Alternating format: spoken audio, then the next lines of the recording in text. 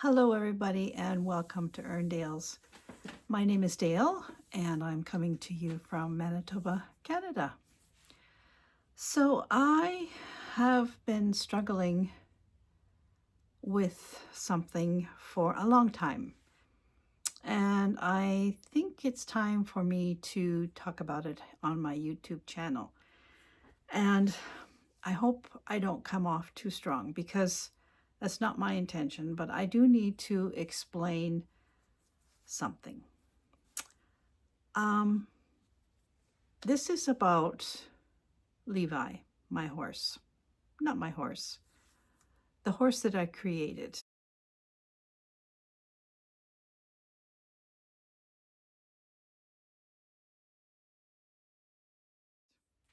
I have been asked again to share the pattern for my horse. There is no pattern. I think I've mentioned that before, but I have to bring this all home again. So, years ago, if you don't know, if you haven't been watching me for a while, you won't know anything about this probably. Several years ago, I created a collage piece made out of denim, recycled blue jeans of a horse that I called Levi for the obvious reasons because it's made out of jeans. And um, it turned out fantastic. The horse took me over 3 months to create, and I did it from scratch without a pattern, was my own doing. I created Levi from a little photograph of a friend's horse that I took here one year. We have a rodeo every year, and there's always a parade goes right by my door. And I take millions of pictures of all these horses because I love them to death. And one of the pictures I turned into Levi. So that creation took a long time because I was working off of a small picture. Now, people will say I'm lying when I say that I did it completely by hand. I did not use a computer. I did not use a printer. I did not use any kind of thing except for my brain and a pencil and a measuring tape and a picture and a piece of paper. Actually, I think I didn't even use paper. I think I just did it right on the fabric because I already knew what size I wanted. I had bought one of those canvas frames that are already made. It was a 16 by 20, and I knew that's the size that I wanted it. So, and I'll explain to you how I did it. So, years ago, when you bought a magazine, and I'm talking maybe 40 years ago, when you bought a magazine and they had a pattern in it of something that you were to sew or cut out, you weren't given full patterns. You were given an image and there was a bunch of grid lines on it, and there would be a little explanation at the bottom saying 1 inch equals whatever it was. So you learned how to take an image that was this size and make it into an image this size because you could divide this image up into sections, mark out your inches equals whatever, and transfer that image little square by little square onto what you wanted. And that is exactly how I drew my friend's horse from a little picture. I squared off the picture, I squared off the 16 by 20, and then I squared off that little square, and I did this until I was able to work in a small area at a time and follow the lines of the horse. That's how I did it.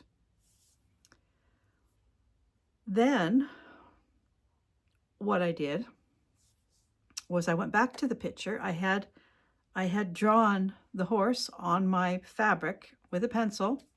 I used one of those pencils or pens that I have a blue one that you can iron off. And then I looked at the horse and I started cutting fabric. Now, I have the ability to look at something and see depth. I've had that for a long, long time, and I attribute that to years ago. I learned how to do 3D art in paper toll. And ever since I learned how to look at things in depth by doing that, I have looked at things in depth. I look at a wall and I don't just see a flat wall. I see all the shadows. I see how things are, what on the wall is ahead of what, like I that's how I look at things. And I've always looked at it ever since then. I look at things in depth. So I could look at that little picture and I could see what was darker, what was lighter, what was in front of what. This part was behind the back of the head, the nose was up close, that was the biggest part. So I could do all that. I had the ability to see that, and I used that to cut my pieces. And I used the blue jeans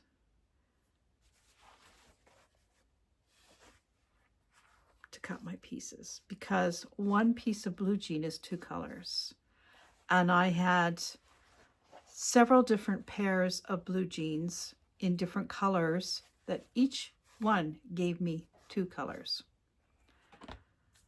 How do I put that on a pattern? That is something that is perceptual. You look at that and you figure that out as you go. And so this is what I did. I cut pieces, would put them on, no, that's no good, throw it down. I had piles of stuff. That's why it took me 3 months, because it was a trial and an error on everything that I was cutting to get it right. And I didn't stop until it was right. And I even, if you'll notice on the picture, which I'm going to share here, of Levi, if you'll notice, the mane is this dark blue. I pulled thread. I took a leg of a jean, the longest leg I could find because I wanted long pieces, and I didn't use stretch denim. I used the old-fashioned denim, and I would take a thread and I would pull. Of course, you have to stop and then pull the other thread because there's a white and a blue thread together. You have to pull, then pull the other one. I did that for about 5 days in a row, constantly. And I got myself a pile of blue threads and a pile of white threads. I don't remember what I did with the white threads, but the blue threads are the mane of that horse. And that was all a design thing in my head. The same with the bridle. It was all in my head. It was how I perceived things. I can't write a pattern like that. There's no way.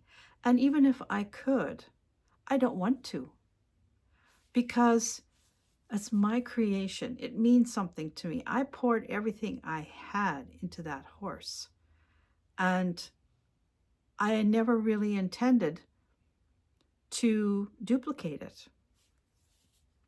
However, I made a grave mistake. I put a picture of Levi on Pinterest. And shortly after that, I saw my image of my horse on t-shirts.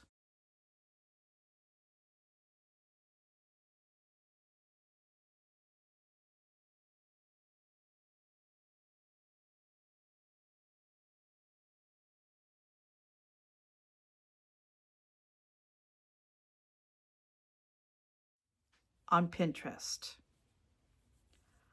I saw people using my image, saying that they created this, that whoever did this created this, and they had a pattern for it using my image. And I can't tell you what that does to somebody who has just spent months working on something that was so close to their heart. And the pride, I can't tell you what that does. to an artist when that happens. And so, yes, I am touchy when I'm asked for the pattern. I'm sorry if I'm touchy about it, but I am. And I think I have a right to be, because it seems that everybody wants something given to them. I had an idea, and I didn't have a sure way of making my idea into reality, but I worked at it until I got it done. The same thing with that piece there. I had an idea, and my idea was sparked by an image that I saw online, but I did not replicate that person's work. I did something totally my own. That is a big difference. I have no problem you taking a look at my creation and making your own. Not using my picture as a pattern, but to make your own from your own sources. I have no problems with that whatsoever.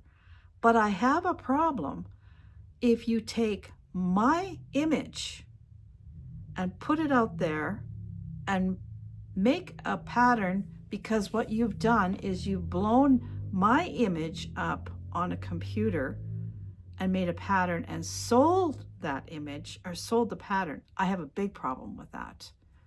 That's what I'm saying. There's a huge, huge difference here. So I guess what I'm trying to say is I love to create, and the joy that I get from creating is all the reward I want. I don't want to sell anything. I don't even really want to sell what I make anymore. I used to do that. I did the circuits for years selling things that I made, and I burnt myself out so badly that I really don't want to do it. I've talked, haven't I, about having a shop, and I still haven't done it, and I don't think I ever will. I just don't want the hassle of it. I don't even have a Ko-Fi account. I don't want the hassle of that either. It's not that I'm rich, I'm not, but I just don't want. It's more than money to me. I've had so many people say, Dale, you could make so much money. I know that, but I don't care about that. The joy I get is in the creating and the doing of a certain project, not in the selling or the marketing or anything like that. So I've done other projects since Levi. By the way, I did sell Levi, and I wished I hadn't. That was a mistake, and I won't repeat that. But I have done other collages. I've done Molly. I have not put Molly on anything other than my own channel here and my own private Facebook. It's never going to be seen on Pinterest, nor is this, because of what happens. And it's heartbreaking. It's totally heartbreaking. And I know that I'm not the only artist who has had this happen. I talk to other people who are creators and who are artists, and it is rampant out there. And so if you approach an artist who has created something of their own and you get a reaction, please have some understanding for where they're coming from. Maybe this will help you understand a little bit better that it's not that we're being inclusive or exclusive, and it's not that we're being difficult. It's just that our creations and our time and our effort and everything that we put into something means more than money sometimes. So yeah, I don't know what else I can say. I don't want this to be really long. I just want you to understand that a lot of times people create for the love of creating. And I would rather give my creations away now than sell them. I have no problem if somebody comes up to me and requests something, I will make it for them and sell it to them. But if I can, I will. But I just really am never going to make a pattern out of anything, because you really, if I could make a pattern from Levi, I would pretty much guarantee that anything that somebody else does is not going to look exactly like that horse, because my vision is in that horse. It's not something that was created. Like, who is going to sit there and pull all the threads out of blue jeans to make a mane? Nobody's going to do that but me. Who's going to think about making bridles out of the seams? Nobody. That's what I'm saying. There are things on, and there's other things on that horse that are ideas of mine that I'm not even going to share with you because they were crazy. So anyway, there won't be any patterns. There never will be patterns from anything that I've created out of from myself. I am going to say that a lot of things that I do have been inspired by other people, but I don't copy their work. Like, for instance, those little birds that I showed you a while back, I explained to you that I was inspired by Rita Summers. She makes birds. Her birds are not looking like my birds at all. That's the thing. You can take and be inspired by somebody and make your own version of it, which doesn't look anything like theirs, but they gave you the idea. That's okay. There's not a problem with that at all. If you want to go on the internet and find a picture of a horse, blow it up on your computer, and do what I do, go for it. That's not my horse. That's what I'm trying to say. You're having your own version of something. Do your own thing. But I also would encourage you to use some skills that are not computers, and you're going to have better results, actually.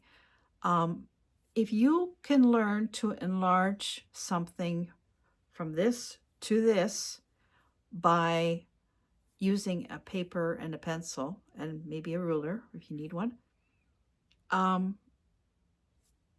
creativity will just open up in front of your eyes, because you can duplicate anything that you see then in your own way.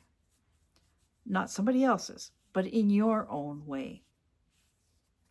So I hope I didn't upset anybody. It's not my intention. I just wanted to explain an artist's point of view, because when you go on a site and you see your own work on something else, like these t-shirts that I'm going to show you, it's gut-wrenching. It really is. It's not fair. And I've tried everything I know how to get that put down, get that off of there. I can't even get my own picture off. Do you know that? It's just one of the reasons why I won't do Pinterest anymore. And it's one of the reasons why I am moving off of a lot of platforms, because they are ripoffs. It's just a way for people to take advantage of somebody else. And I don't agree with it. I'm totally against it. And so, yes, I am touchy. And I will continue to be touchy when it comes to respect for artists' work. That is something that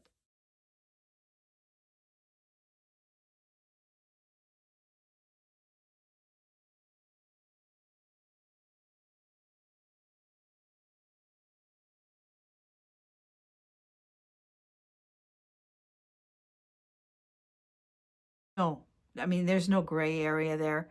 It's yes or no. If you respect somebody, you respect them. If you don't, then shame on you. Okay, I've had enough of a rant. I'm not going to continue anymore. I just want to say thank you for watching, and I hope you understand. It needed to be said, and now I've said it. I feel better. So thank you for watching, and I will see you soon with something a lot nicer than this. Bye for now.